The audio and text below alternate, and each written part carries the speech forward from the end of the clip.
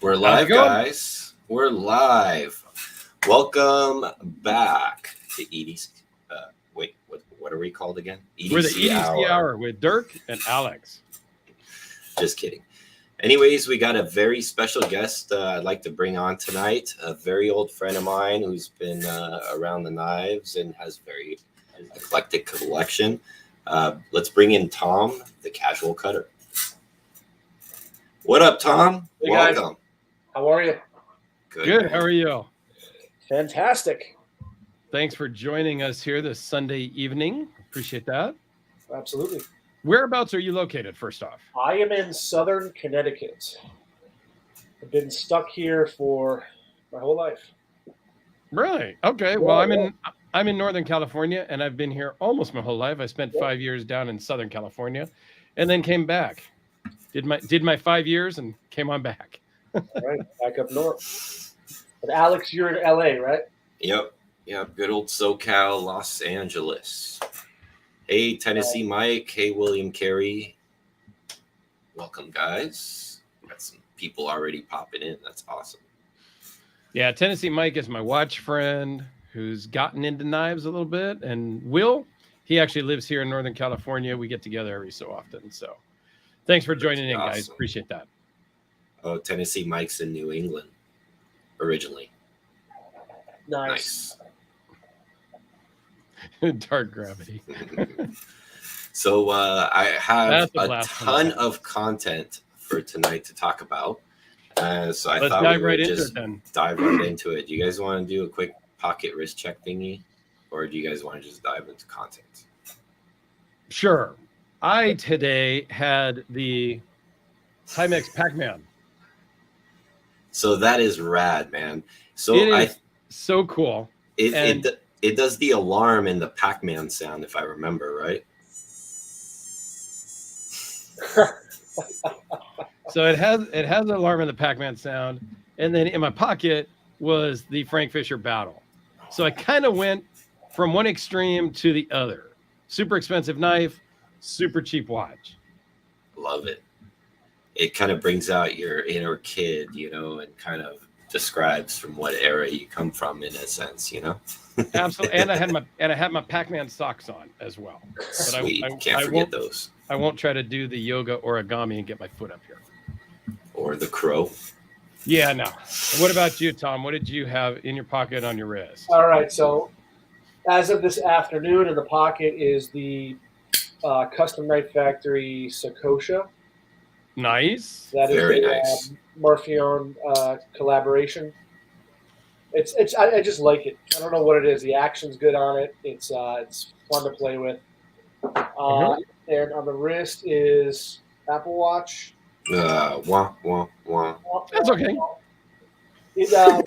Mostly It's useful. Mostly it's for work. And then I've been harassing Tom about his Apple Watch for like a couple months now. Okay.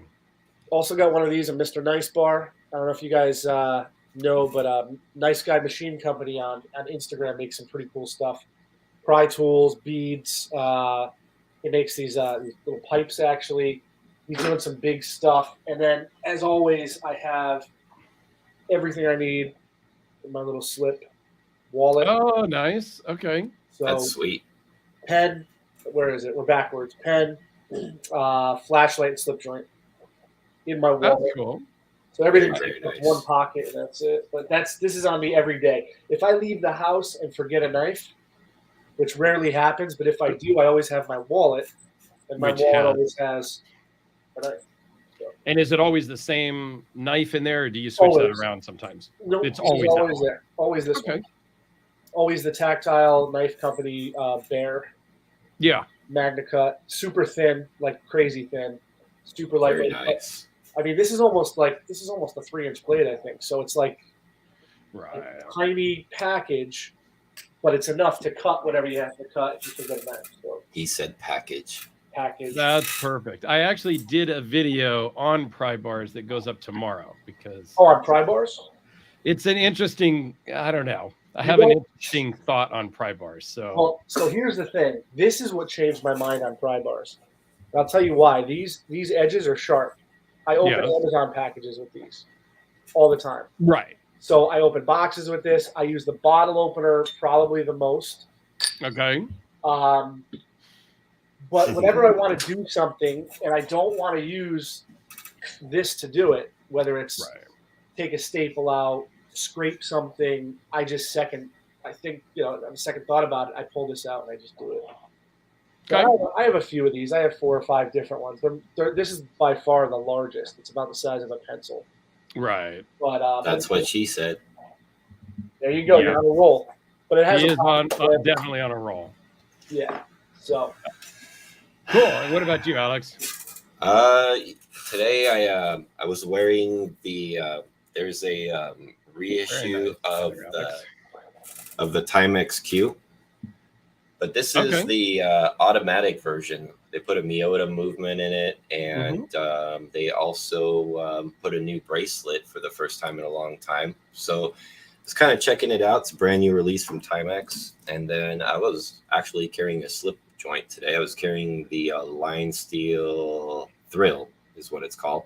This is the titanium version. You can see it's got a spring-loaded clip, which honestly, it actually kind of works. So I don't think you would be a fan of it. You kind of have to, plan it, but it does work. Right. And it's an integral titanium slip joint. So it's all one piece of titanium, including the spring.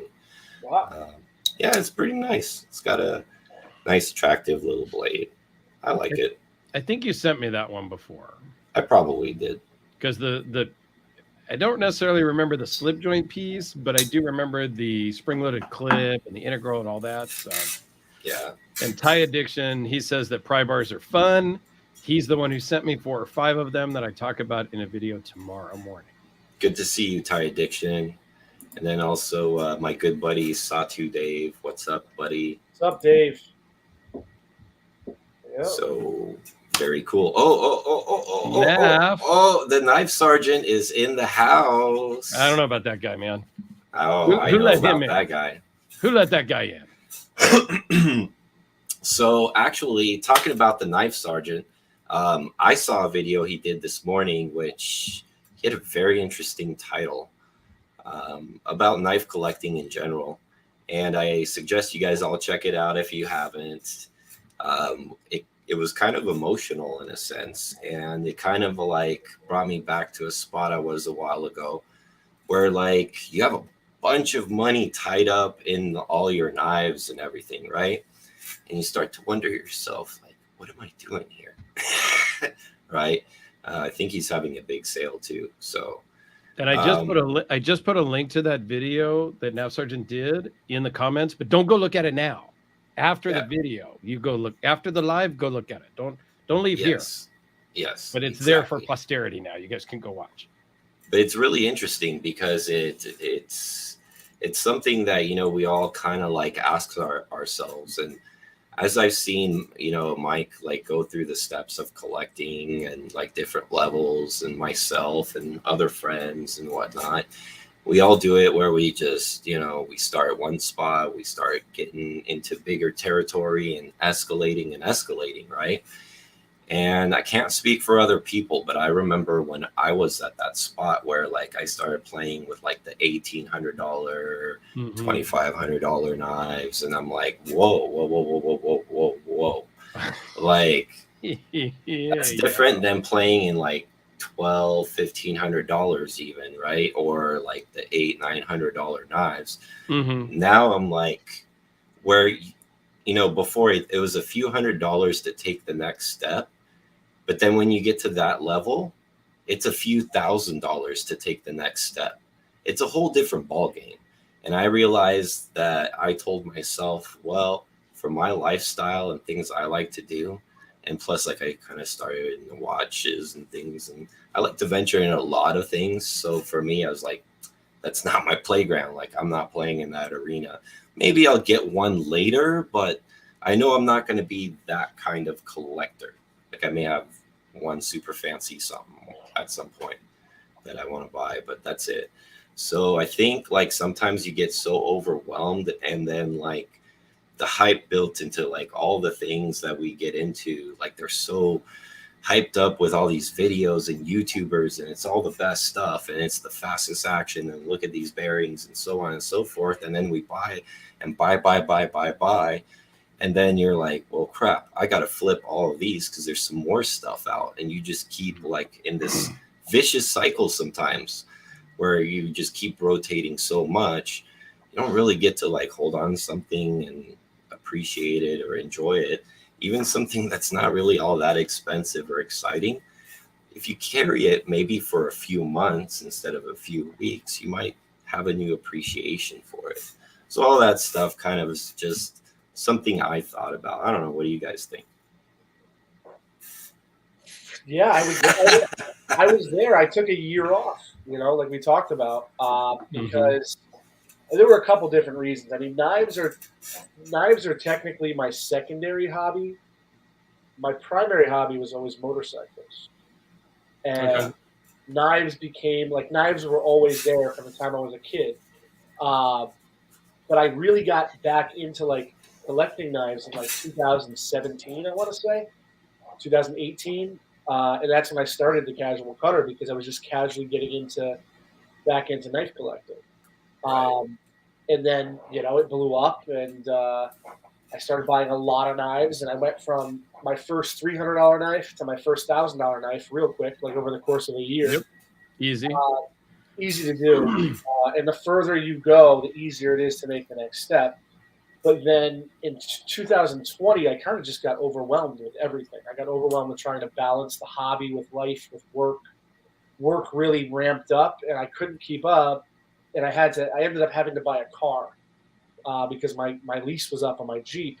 So I basically liquidated like a half, 60% of my collection. Okay. To buy this car, and it all came to a head. And it was kind of like I just needed a break. So what I did is I literally locked up the rest of my collection, took one knife out, and walked away for a year. And this Umnumzan was in my pocket for an entire year. And I learned a lot about myself, like what do I really need day to day. Right. I obviously learned a lot about the knife, but it was more of like, it became like this kind of like spiritual journey into what do I really need for EDC? What do I really need for a knife? I think we all know. Tom's got a video about that, by the way. Yeah, I did a short video on it. But I mean, yeah, we all know we don't need all this stuff. We could have one knife and get the job done. But we do it because it's fun. It's a hobby. It brings happiness to us. It releases serotonin. The chase, finding something. Right. Sperm. Well, I mean, I've had knives that I've been chasing for months, and I finally get it, and that high peaks until it actually gets here, and then it's like just goes down from there. And then you're on to the next, what I was chasing the next one. Yeah, absolutely. So I'm actually in a transition period now where I'm selling about a third of my collection over the next month or so, and I'm buying another bike, and so it'll start to level out probably until the fall. Where I'll keep what I have. I might pick up a few new things, but I'm not going to go crazy for the rest of this year. So I'm kind of impressed. Well, I'm not kind of. I'm absolutely impressed that you carried one knife for a year. Now, I have not gone into the one knife for an extended period of time, but I did when I bought my last watch. I did wear that exclusively for 101 days. And like you, it was kind of a spiritual type of thing because it was just cool. Like I didn't have to figure out and look in the watch box in the morning and figure out what am I going to wear today? Right. Where am I going? What socks do I have? Because I have a sock thing. What knife am I going to have? And all of this. So like it takes up time in the morning when you have a lot of choices, or the night before if you plan. As ridiculous as that sounds, it's the same Everybody thing. Listening can relate. It sounds stupid. And my girlfriend looks at me like you're an idiot when I say things like that. But all you guys understand. So wearing the one watch for 100+ days really, it really bonded with that watch. It was an Omega Deep Black Planet Ocean. And Dark Gravity, I did see your comment. You talked about you were looking at a Planet Ocean and you went with a Tag Aqua Racer. Nothing wrong with the Tag Aqua Racer. It was my first entry into the luxury watch segment category price range, and I loved it. Tennessee Mike, I sold it to him. So, yeah, I've not done the knife thing. I've thought about, let me just pick a knife for the month, but I haven't actually pulled the trigger on that yet. But I will say that you carry that battle quite a bit. You know, for a rather crazy expensive knife, thousands of dollars. You know, it's a 5-figure knife. We'll just put it like that. I do carry it way more than most people think, or that I thought I would. It actually went to Utah with me on my vacation. I took it there to Moab and carried it around there a little bit. I am taking it with me to Detroit next week. I'm going there for a watch meetup, and one of the guys asked me to bring this one. So, yeah, it gets carried a lot more than most people would think. For being as expensive and fancy as it is, it actually does get pocket time. Yep, I totally agree with all that. And it's funny because both of you kind of hit the thing in the head where you said, like, the Dirk said about, I really got to bond with that piece. That was like the thing that kind of stood out to me is anything that you buy, like sometimes you may think it sucks a week or two, and then you really spend time with it and you start getting used to it. And I've always had more of a different mentality than others. Like, I don't mind adjusting to my equipment. Like, people want their equipment adjusted to them, but I don't mind adjusting to equipment. I guess it's the military, like the Marine Corps thing, right? We always get the cheapest garbage equipment, so you adjust to it. But that's what it is for me. I could carry this for like 3 months and probably be just fine for a pocket knife or a day-to-day kind of thing. But we buy more stuff and enjoy more stuff to experience it. And like watches have been anything from the 60s and 70s has been like what I've been enjoying with watches in general. And everybody kind of like has their own taste. Sometimes you need to sell some stuff to kind of just flush out and start new and get a whole bunch of new fun stuff, you know, and especially like us where we do content, or we like to do content. Speaking for myself, I like to, you guys do. But then it kind of makes sense that we want to kind of keep up with like what's out there and what's new and fun and interesting, right? But then you also got to learn how to not try to keep up with the Joneses too much either, because everybody's got a different lifestyle or standard of living. And if you keep looking over your neighbor's backyard, sometimes you'll see like they have that. Maybe like I have the Cobra and my neighbor's got like the twin turbo Porsche. Like sometimes it's good to just be satisfied with the Cobra, you know, like you don't need things. Sometimes just give it a chance and know where your playing field is and be satisfied with it. And that gets rid of that anxiety and that impulse to buy stuff like every so often and keep rotating and rotating. And I think most of us are all educated enough to make a purchase and see, you know, think about it before you just buy it, and not just listen to a reviewer like us, but just look at it. You know, you guys know what you like. And you mentioned cars. I want to go back to Satu Dave's comment right quick. And Tennessee Mike, I think I remember you did flip that, so that's okay. So does Tom, do you have an ST? I'm going to be getting an purchasing a lowrider ST, a Harley lowrider ST. Oh, okay. Cars, motorcycles, same. Yeah. Okay, got it. Did you think it was Ford ST or? I thought he was talking about a Ford. I have a Focus ST, so I'm excited for a moment, but okay. Apologies. No, Harley has a new bike called the Lowrider ST. It's a sport touring bike. It has a fairing, saddlebags. It's a throwback to the late '80s, early '90s FXR. That's cool. That was my dad's first Harley, was an FXR. I had two of them. I am not mature enough for a motorcycle. I'm going to say that right now, here in front of you two, and the 12 people watching. I've had motorcycles, and I'm not mature enough at 53. But I- Nav Sergeant I- has a cool ST. His is yellow, if I remember. Looks pretty badass. Yes. Yeah, and you know me with Harleys, like I grew up on them. Actually, my mom had a lowered Fat Boy. My dad had usually either an FLH or a Softail or something like that. But I won't ride one because I'm in LA, and in LA, I'll probably die. In LA, you almost have to ride with a group of people just to be seen. Yep. It's safer that way, you know. But it's like that in Southern Connecticut too. I have to go 45 minutes to an hour north by Northwest just to really be in a safe environment. Right. I put 100. I've been riding since I was about early 20s maybe, and I've put on 150,000 miles, 4 bikes, 17 states, and Wow. I've been in 3 accidents. All 3 were in Milford, Connecticut. Really? Wow. Right by home. All 3. Stay out of there. We're trying to move out. We're trying to move out for sure.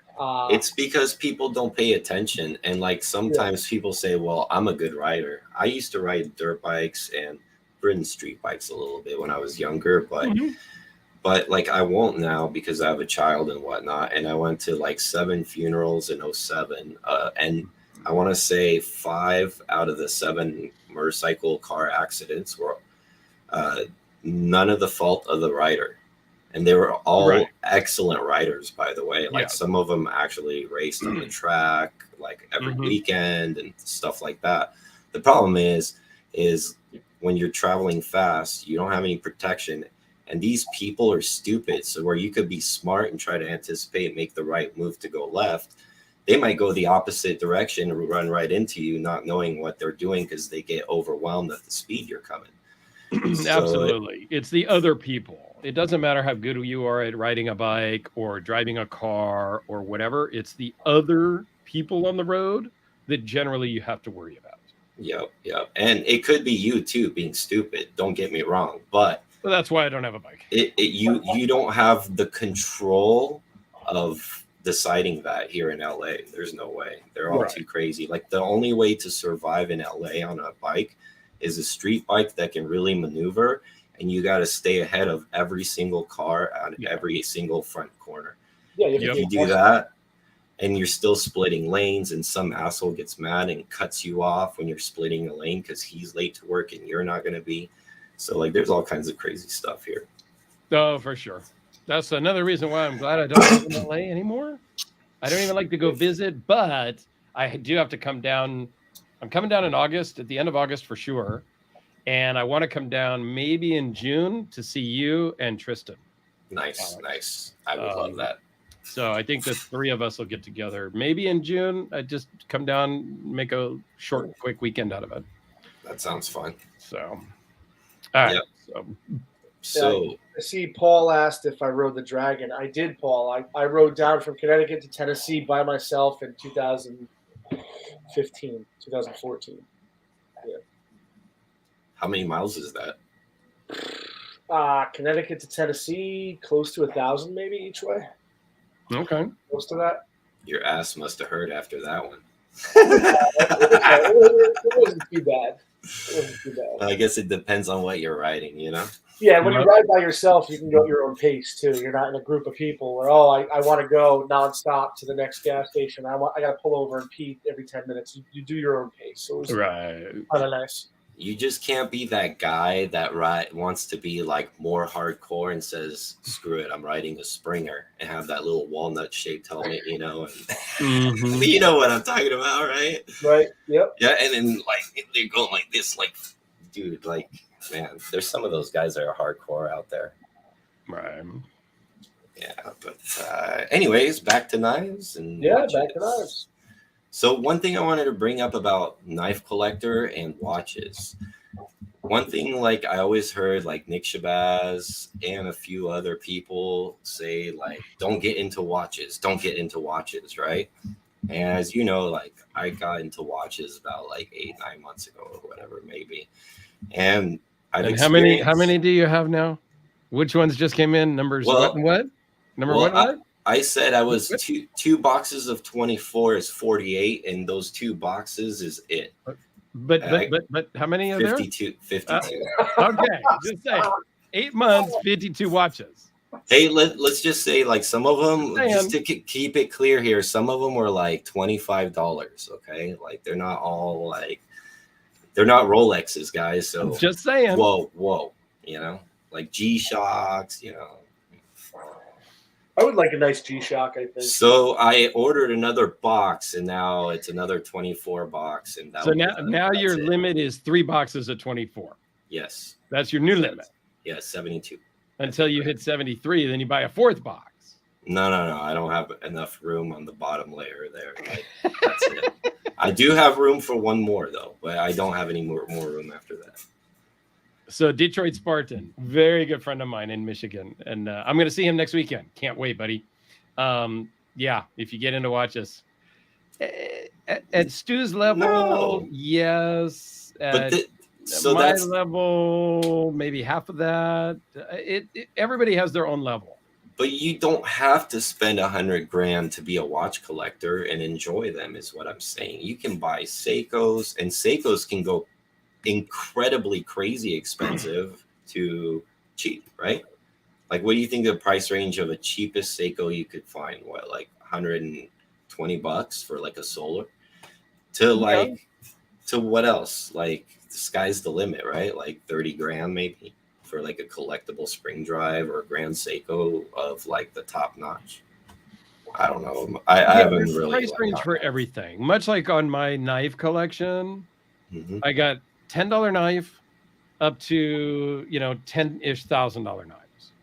So do you guys see the guys in the knife groups that only collect like Wies and Civivis and right? Like there's a lot of those guys, and they could, I mean, they love it when I put a picture of something crazy, right? But they're not buying that stuff. Like, that's not, they're like at their own level, and most of them are fine with that. And I found that watches are the same thing. And you can get a collectible Timex, you can get a collectible Casio, you could get, sky's the limit. So that was just one thing that I thought was a interesting revelation. But I think Detroit is onto something here, right? Agreed. There's nothing wrong with Seikos, G-Shocks, etc. You can have an amazing collection with the lower end watches, but they always lead to more. I think that's generally true because Alex is new. And when I was new into watch collecting, maybe, I don't know, 3 years, maybe something like that. I bought a bunch of Seikos. I bought just a bunch of watches. And then I started to realize what I liked.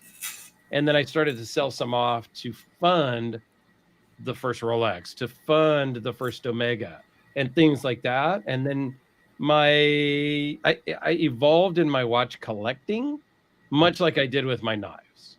So I hope, I mean, it doesn't have to go that way, but oftentimes it does. Same with knives. You can get all the Civivis and Wies and Tucsons, but then you might want a Demko 8020. You might want whatever, you know, you start to evolve, I think. But then you can plateau at some point. Like, I feel like because you're smarter than me. No, because you just, after, like, you get to a point where, like, if you get to your comfort level and you start to, like, pass that, then, like, there's a reason for it. And sometimes people will continue. They're like, no, I need to know what, like, that top level knife feels like, even if it means I got to put it on, like, 3 credit cards, you know? And then, like, then you got the knife, but then you got these big payments, and you're like, well, shit. Like, you know, like, there's a level where you need to be. I had to experience a high-end knife. I didn't put it on any credit cards, though. Like, I just paid for it. But that's the point. You paid for it, right? I paid for it because I had the money. I sold some other stuff, like we always do, right? Everything we buy, we pretty much sold something to buy it at this level, in my world anyway. But now that changed me. The only thing I've been excited about since is my latest acquisitions, which is badass, by the way. But that being said, a quick question about what you're saying. So the fact that you paid for it cash, or where, you know, you had it and you flip some stuff, and then boom, you have it, and you don't owe anything after it's in your hand. Correct. Versus if you had to pay it off in 6 months or something like that, would the enjoyment be the same? Yes. You think so? I think so, because I've done some of that. I bought some knives with, you know, like PayPal credit.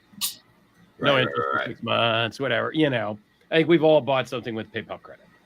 And yeah, it's just as enjoyable when I get it, and then I pay it off in like the next month or the month after.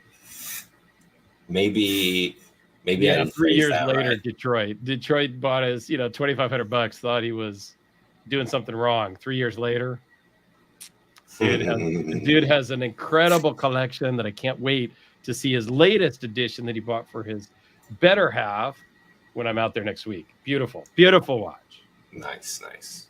So I just think if everybody stays like in their understandable wheelhouse, collecting is a lot more fun. I agree. Don't try to keep up with some YouTube person for sure, because what I I do, what Alex does, it's unrealistic. Our other friend Random Rob, it's unreal. That's not reality.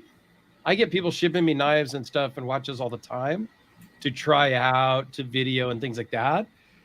That's not reality.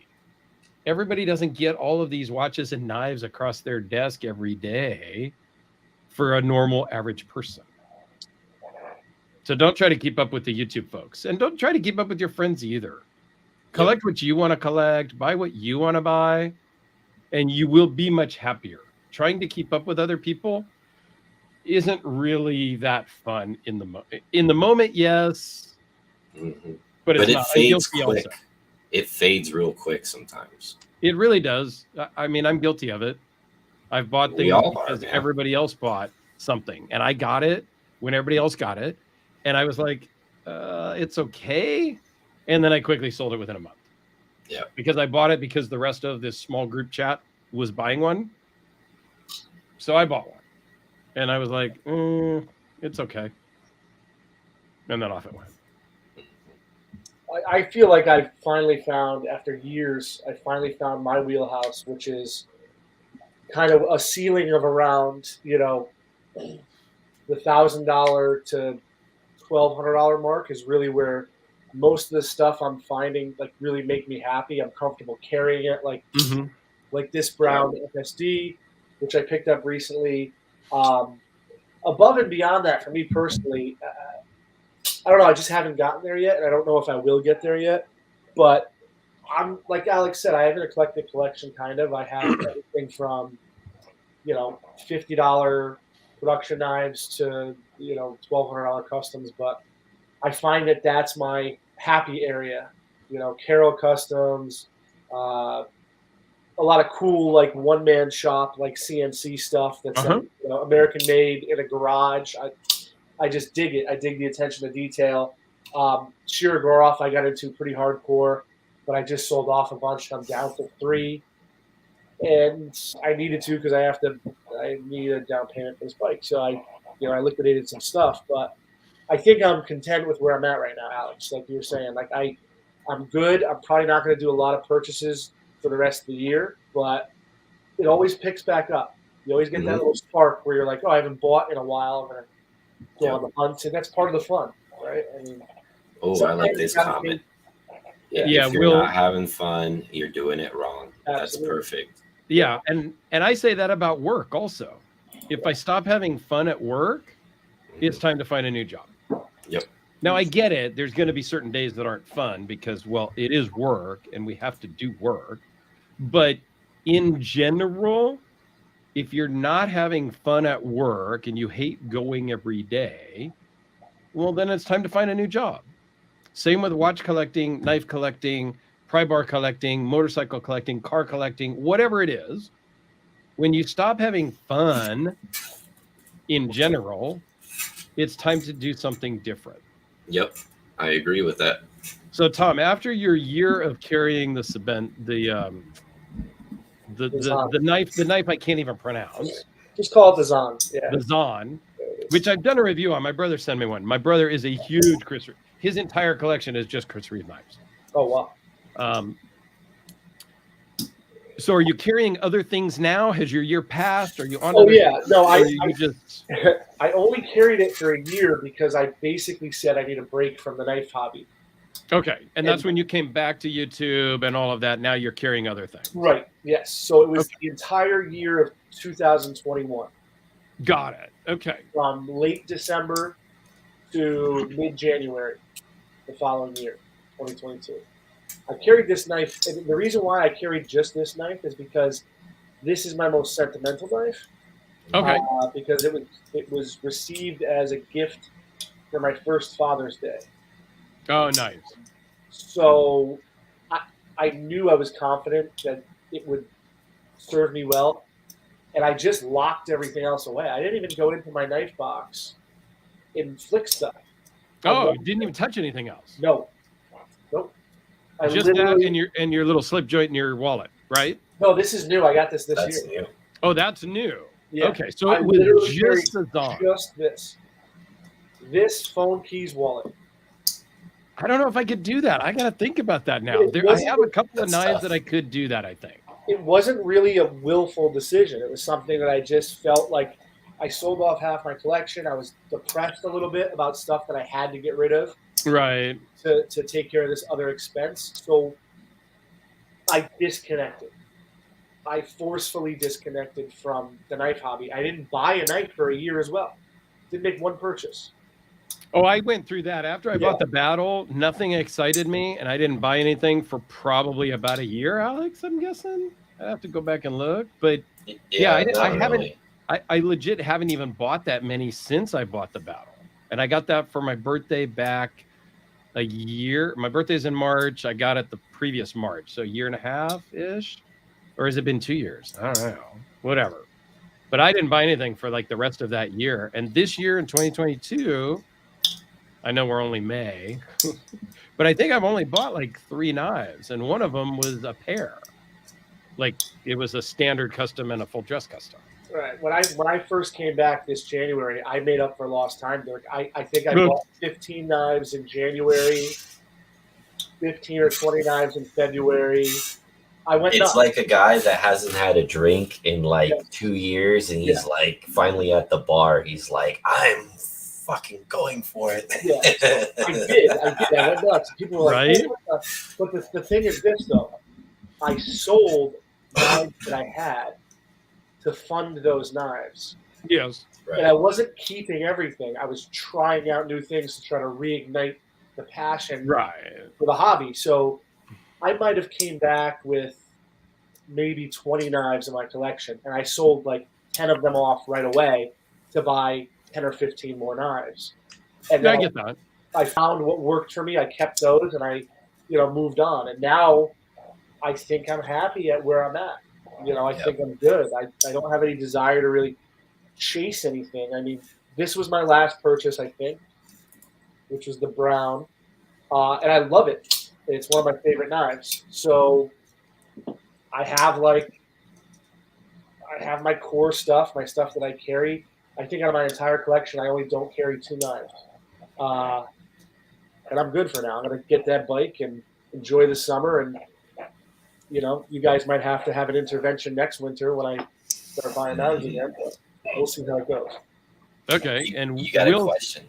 Will says, what's Tom's favorite purchase of the year? Okay. So by process of elimination, we have to eliminate the Sakosha because I didn't buy it.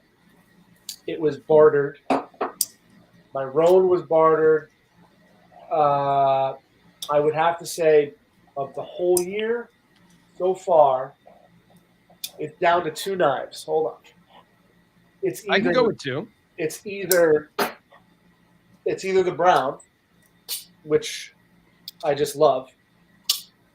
Is it honeymoon phase? Maybe. I don't know, but it's just awesome. And then my favorite production Shiro for probably the past 5 years was the Turtle. Yeah, those are F95T. This might be my overall favorite knife in my collection. Okay. Just because the action, the size, the milling. I'm a big titanium guy, and I like milling patterns. Yeah. So it's a total package for me. I'm not really into flipper onlys, but I'm into everything. So I don't know. I guess what I'm trying to say is this is almost like checks all the boxes kind of knife.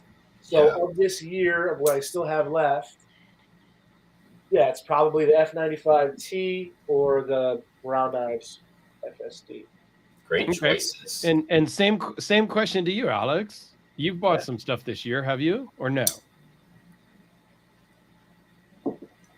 Watch a knife, or maybe we should ask Alex what his favorite watch purchase of the year is. Yeah, there you go.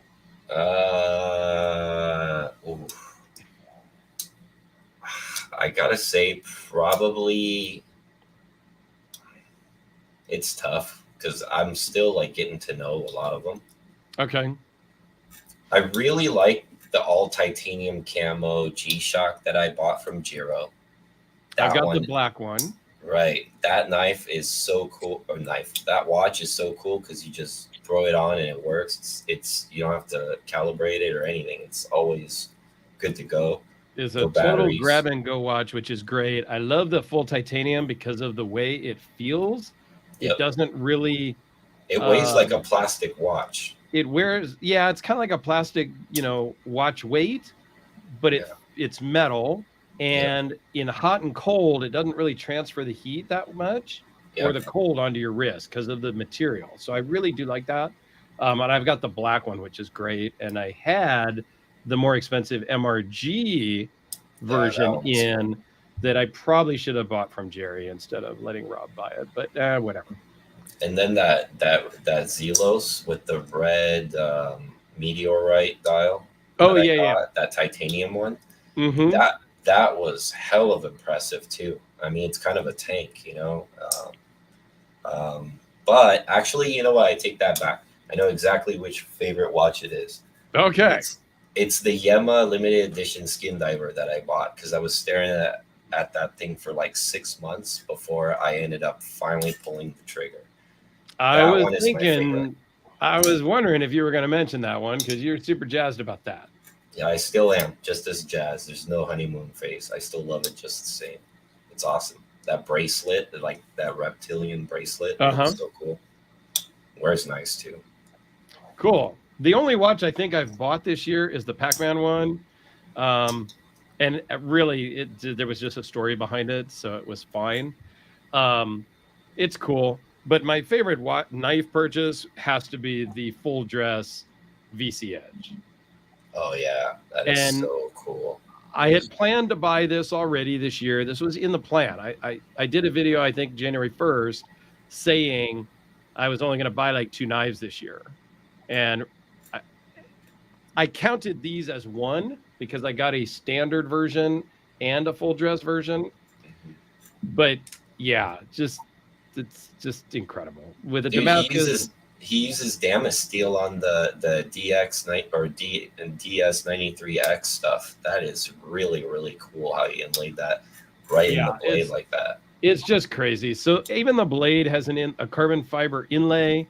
Yeah. The scale has a carbon fiber inlay since I broke the first knife and had to send it back 5 minutes after I opened it. It's just... I'm going to do a whole video on that whole. Those are those knives that weigh like an ounce, right? Like 1.6 ounces. Yeah, it's 3.66 inch blade, and it weighs in at 1.6 ounces for the standard builds. And this one kind of goes back and forth on the scale between 1.5 and 1.6. It kind of hovers. Question for both of you. That 3.6 inch blade, is that kind of like seen to be the Goldilocks length for most people, right? It certainly is for me in that 3.6, 3.7, 5, even 4 inch. I've got some bigger ones, but yeah, anything under that for me is generally just too small. Yeah. 3.25 to 3 3/4 is like my sweet spot. I do know which knife is my favorite that I bought this year. I did buy like one kind of expensive one, not really, but it's kind of fancy. The Millet was one of them, but I gotta say this one is probably like my favorite because I used to have one and I regretted it when I sold it, but I got a little fancier version. Oh yeah, that's a cool one. Yeah, that was a nice one. It's got like that drunken pattern on the carbon fiber, which you can't see, but yeah, that was a nice dressy little one with again, another custom knife factory, right? Like everybody knows like they're fantastic. The action, build, and like even their hand rub satin finish, you can see like how shiny they are. Yeah, that's what I got right here. I mean, pretty impressive, Yeah, agreed. And I think that my custom Hellraisers, those are up there in my favorite knives, but I'd have to look on my spreadsheet. I think I bought those in last year, but maybe I bought some this year. I don't remember the timing. It's kind of all a blur, but I got to factor that into my, what did I actually buy this year? And I was going to buy 2 watches. So I'm still on track for that. This Pac-Man one doesn't count.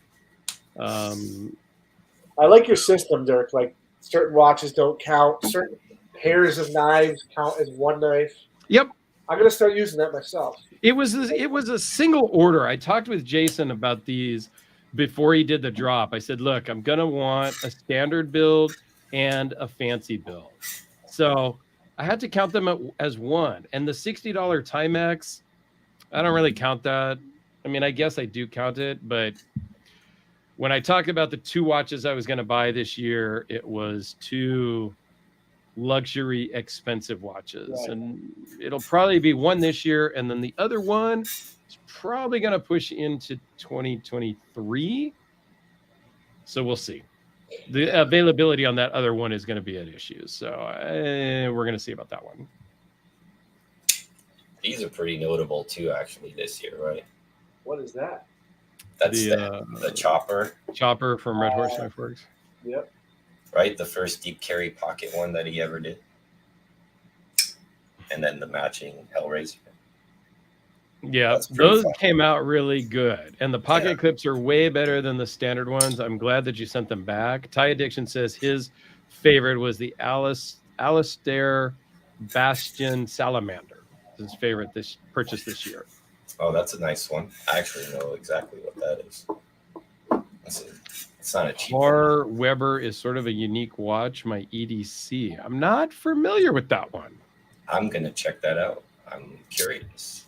I'm not familiar with that one either.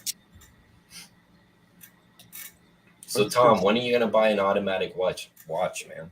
Well, so I was going to ask you guys off the air. Oh, man. Here we go. So I only have 3 watches, right? I have a titanium Citizen that I've had for 15 years. Okay. I have a Spinnaker watch that they sent me. It was the only thing that I ever was sent in my life from Instagram was the Spinnaker watch. Okay, cool. I bought this Apple Watch for work. Yeah. Because I drive a lot, so I'm talking on the phone while I drive. It works. It just, my notifications, I get scheduling notifications all the time. So this just works for me. I hate every other aspect of the watch. I don't use any of its other features. I don't use any of the fitness apps or any of that shit. I just like the fact that it's an extension of my phone when I don't want to pick my phone up. You just want to wear that thing because you want to know how many calories you burn. No, I could care less. I'm actually looking forward to stacking calories. But I lost a lot of weight from my accident. I lost like 30 pounds. But what was I going to say? I want a titanium watch that's high quality, but not like stupid money. What's stupid money? But what kind of watch? Do you want a digital watch? Do you want an analog watch? Analog watch. Okay. Analog watch. Yeah, because like my hold on, where's my watch drawer with the 3 watches in it? This is my oldest watch I own. It's a Citizen Eco Drive. Full titanium analog watch, right? This has got more snail trails than any Sebenza you could find. It's all scratched up to shit. But I want something like a little nicer. Will says a titanium Zelos. Yeah. Would be great. I agree. Yep. Will also calls me out and says, "Wait, don't you have a new custom Hellraiser coming?" I am talking with Ed. He is making a custom for somebody else right now, and then he will start on mine, and mine will be the last one. He wanted to squeeze this one in first. Sin watches. Sin would be good. I mean, what's crazy money? Again, we got to come up with a budget-ish. So I don't want to spend over 1,000. Zelos Good. you could do for 1,000. You could do Zelos for way under 1,000. My titanium one was only like 550. Yep. You could get a used Zelos in that price range. A used Zin maybe in the 1,000 range, maybe. Yes. Dude, there's Certina. You can find Tissot's. You can find tons of Swiss stuff. Hamiltons are great. I love Hamiltons. That's some I would recommend. Hamilton's got some great stuff. Are any of my watch guys still in here? Tennessee Mike, Detroit Spartan, $1,000 titanium automatic. Yeah. I just at this point I'm not a watch guy, but I just would like something nice that's going to last.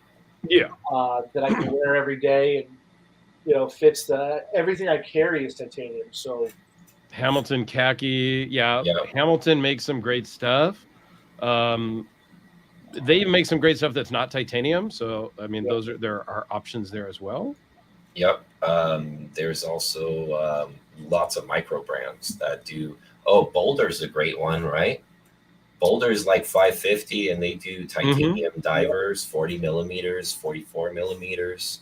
And are you looking for more of a dive type watch, a dress type watch? Field watch with a compass. Complication. Do you want a chronograph? Do you want Do you want it water resistant? How far?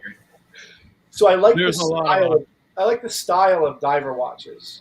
Me too. I love that style. I think it fits with whatever dress you have, whether you're formal, casual, whatever. Vintage or modern? Modern, I would say. Okay. Yeah, I don't know. I'm not committed to anything really, and it wouldn't be a purchase until probably next year. Right. But there's so many really compelling things. I would say you could probably even find a titanium G-Shock for about $1,000 maybe, but they're going to go up. Like those things are getting more and more popular. Right. Yeah, but he wants more of automatic than the digital. Or I was going to say that's right. Square. That's right. We want him to get an automatic. That's right. Here's some anything with like a Solita movement, like Boulder. an SW200. Yeah, Boulder. I have one of those Boulder field watches. I love it. It's titanium and it comes with a NATO strap. It weighs like nothing and it works fantastic. You can get them in quartz. You can get them in automatic. You can get their, there's lots of. Yeah. You got lots of options. Yeah, you're kind of like in that area where we're talking Benchmade, Spyderco, it's a wide spectrum, the pricing. The titanium will probably limit you down a little bit more, narrow it down. But a lot of stuff from Singapore is crazy value and crazy build quality. That's what I've been noticing. I don't know. What do you think, Dirk? I agree. Yeah. I have a question because I'm not a watch guy. How come there aren't more budget-friendly watches? Let's say under 1,000 that are using titanium. There's tons. I don't know if there's tons in titanium under 1,000. There is. But why? If there aren't, then why? Because there's tons of knives in titanium. You can get a $50 titanium knife, right? I mean, okay, I could tell you why. Because most people prefer stainless steel because of the way you can finish stainless steel. I get that. Yeah, and it's a lot stronger and it feels substantial. And a lot of people with watches, I think, like that substantial feel to it. Yeah, like this. Not everybody likes titanium. Stainless. I picked this up just because I wanted a bracelet style watch, and to be honest, a lot of the rubber units, they irritate my skin in the summer. I get a sweaty, rashy type thing or whatever. Bracelets are always the most comfortable style for me. So here's a good one that Will has for sale right now. Is the SWC bunker in titanium with the titanium bracelet. That's $400 actually. So that's not a bad deal there either. That's actually a great deal. Yeah. That's a great watch too. Part of the problem too, like Detroit Spartan said earlier in a comment, is he's not big into the titanium watches because they're super light. And I agree with him. I like a little bit of weight on my wrist. So that's one of the reasons why one of the Omegas I want, I'm not 100% sure I'm going to buy because it's super light. I don't know if that'll irritate me over time or not. See, some people might get amazed by the lightweight nature of titanium, and some people might be like, Yep. "Oh shit!" Agreed. You know, it doesn't feel right, or it doesn't feel expensive. It feels totally cheap. personal tastes. Yep. So, but keep an eye. Like one watch that I thought was fantastic was like the Citizen Pro Diver Fugu. That one's way under your budget. It's like $400 ish, somewhere $450, depending on the edition and color dial you get. It comes in a dive tank box that you like open the slot and like the presentation, your watch is in there. It's wild, man. And like the full face on mine is all loom. Like you can get all kinds of variations. That was a good one. I think that one was titanium, if I remember right. Pretty sure. I don't remember. There's tons of stuff. But Zelos was a great recommendation, I think. There is Giro, and he's my rabbit hole contributor. Yep. I bought more watches off Giro than anybody else. Yeah. Yeah, Giro's a good guy. I missed him when I was in Utah. We didn't try very hard to connect. I got busy. Sorry, man. Yeah. He's such a good dude, though. Yeah, and I'm working on a video on an alpinist that he owns actually right now. A very nice one. Mm-hmm. Yeah. So, as he said though, Seiko rabbit hole. Yeah. And branch. Yeah, I think a lot of people start with Seiko when you get into the watch hobby because they're very in the affordable range, and there is a huge variety of options, from dress watches to dive watches to more expensive dive watches and stuff like that. They're just kind of iconic. So I think that's where a lot of people start. And I think it's that mentality like knife guys have. Like if it's a titanium, like full titanium knife, it's a better knife, right? But watch people don't think that way. They think more stainless steel is like generally what they like to use because not the weight, but how you finish it. Can you brush it? Can you chamfer and high polish the edges? Like it's easier to finish. It's easier to fix if you mess it up, and it's cheaper material. Yeah. Mm-hmm. Like it makes more sense. It's not about being cheap, but it just makes more sense. I think. I don't know. What do I know? Agreed. But Detroit Spartans but I'm not an under 1,000K expert. He is not the under 1,000, but he is in the luxury world. If you want any questions about Rolex, he can rattle off Rolex specs, prices, like all things Rolex. He's the Rolex guru. And he's a hell of a nice guy. Let me tell you. I love that too. And he carries a Benchmade. So my boy, EDC for fun. I like this guy. Welcome. I know you've been in here for a while, but just wanted to shout him out. So I think we covered a lot tonight, guys. I think we did. Any other questions from the group out there?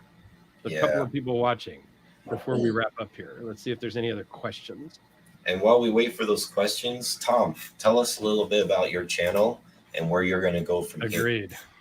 Oh, my channel. So my channel's all over the place.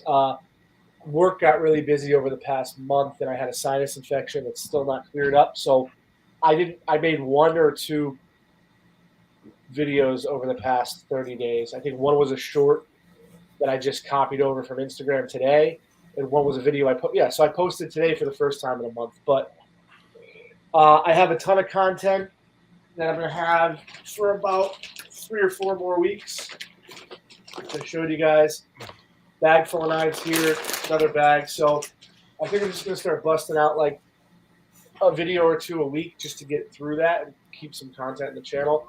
Mm-hmm. Yeah, man. But I would like to do more than just tabletop reviews. I don't know. I'm kind of in a transition period. I would like to see you return to doing some mod stuff. Like you did a lot of cool mod I stuff. did a lot of cool mod stuff when my wife was pregnant because I had a lot of time. Ah, Was sleeping a lot. I had a lot of time to do it, and then the baby came. And by the way, for those of you who don't know, Tom used to mod like tomahawks and all kinds of crazy stuff. Yeah, I had a business for 2 years where that's all I did full time. Is I modified axes and tomahawks and throwing knives and stuff like that. It was a full time business, and it did very well. But it's just I lost my workshop. I had to sell that house and move Uh-huh. here, and I have no workspace whatsoever. Like my office is my workspace. Gotcha. I had a full shop with tools and a bench and vices and Mm. belt grinders, but that's limiting me right now from doing any mods, Alex. That I can't. I have no workspace. But I Okay. was thinking, since I'm getting another bike, what about like a traveling knife type of scenario where I take one knife to a specific location in New England, show the location, show the knife there, do a little video wherever I'm at. I don't know. I have some ideas. I think that's a great idea. I And do. I did something similar when I was in Utah. I Yeah. actually took some video and a bunch of pictures, and I'm going to put together with Alex's help because editing is not my thing. I start, I stop, and I post it. Yeah. But I have a ton of clips and pictures I'm going to put into all just one like vacation recap. And it's not even going to be so much about the knives and watches. It's just more of like a vacation recap, Right. which probably nobody will watch, but maybe they will. Who cares? But yeah, I like the idea of taking your knife to a spot and talking about it there and why you brought that one and things like that. Well, YouTube is, you can make YouTube artful, right? With a nice scenery and stuff like that. And I think, like, I was telling Dirk when he was talking to me about editing this video he's got coming up, I'm like, that's great, man. Because he's like, oh, I don't know if anybody will watch it. But I'm like, that's a great idea. Those are the types of videos I'll actually like hop on purpose when I see like the notification. It's like it gets to know the person, right? Like yeah, like it's business as usual. Here's a knife, but then like seeing him in Moab with like a bunch of cool like Broncos and stuff like that, that's badass, like, so I actually love those kind of like things. But Yeah, I might they mix it great. up. I might mix it up because you can only watch so many tabletop reviews before it just kind of gets stale or like. I've been doing some tutorial stuff, some tips and tricks. I don't Mhm. know.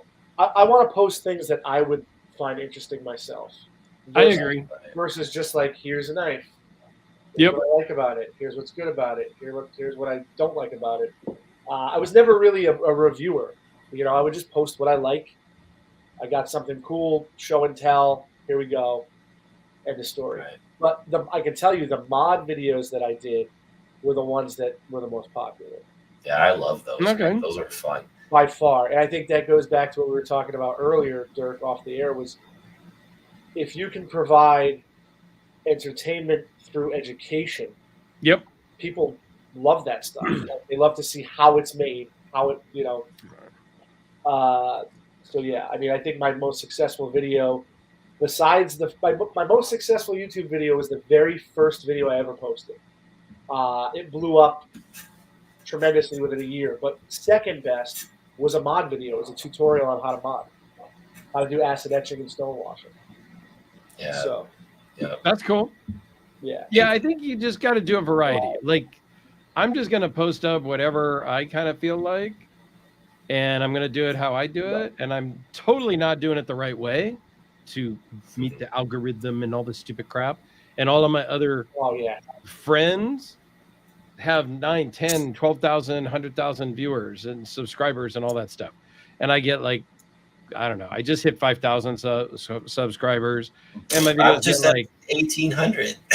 and my videos get like, I don't know, 100 and something views in the first 24 hours, which is fine, whatever. I don't really care. I'm just doing my thing, and it's going to do whatever it does. So yeah, I'm just going to post the stuff I want to post, and there you go. It's all I about think having mix it fun. up. It's all about It's all having about fun, it. like we said earlier. Yep, that's right. Yeah. Cool.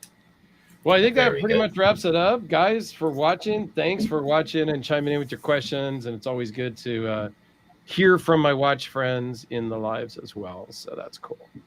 Yes. And And Tom, it was great having you, man. Yeah, it was great to have you. A link to Tom's channel is in the description, so please go check him out after this. And as well as my normal channel is in there, and Alex's main channel is in the description also. With And we'll be back. Are we coming back next week? Or no, not next week. The week after. 2 weeks from now. Yeah, we're gonna start our 2-week rotation from now again. Yeah, it'll be every 2 weeks again. I was on vacation. I'm gonna be gone this week, so yeah. In 2 weeks we'll be back. Maybe a guest, maybe just Alex and I. We kind of flip flop. We go back and forth. Guest one time, just us the next time. Guest us time. You know. Eric, thanks for joining at the very end. You can rewind and watch it again later. I got to hang out with him in Utah too. It was awesome. Nice. We closed down the restaurant. We hung out there. Everybody thought we were nuts. All these knives, me and him and another guy, knives all over the table. It was great. Awesome. Very cool. Nice. Thanks a lot, guys. Have a great night and appreciate you watching. Take it easy. Later, guys.